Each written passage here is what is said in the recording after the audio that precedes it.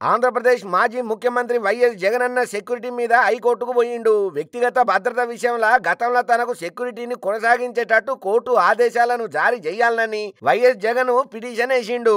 అట్లనే కూటమి ప్రభుత్వం ఏకపక్షంగా సెక్యూరిటీని తొలగించినట్టు ఆయన కోర్టు దృష్టికి ముచ్చటను తీసుకొని పోయిండు. ఈ విషయం మీద తాజాగా ఏపీ పోలీస్ శాఖ స్పందించింది. వాళ్ళు కూడా కీలక ప్రకటన చేసిల్లు.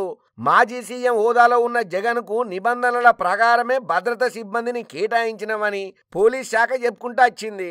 ఆయనకు ప్రస్తుతం Z+ సెక్యూరిటీ కొనసాగుతున్నదని చెప్పుకొచ్చిల్లు.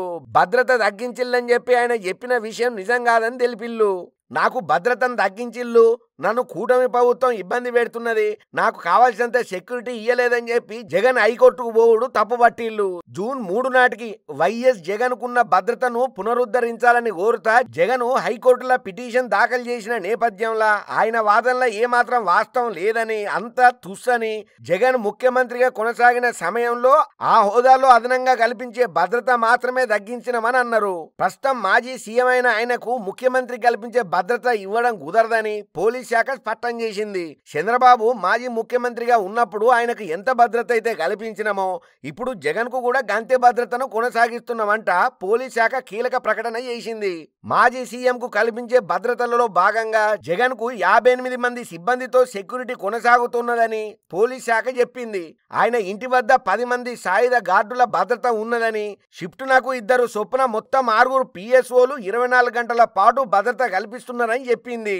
మొత్తం 24 మంది సిబ్బందితో 2 ఎస్కార్ట్ బృందాలు నిరంతరం జగన్తోనే ఉంటున్నాయని చెప్పి పోలీస్ శాఖ చెప్పింది.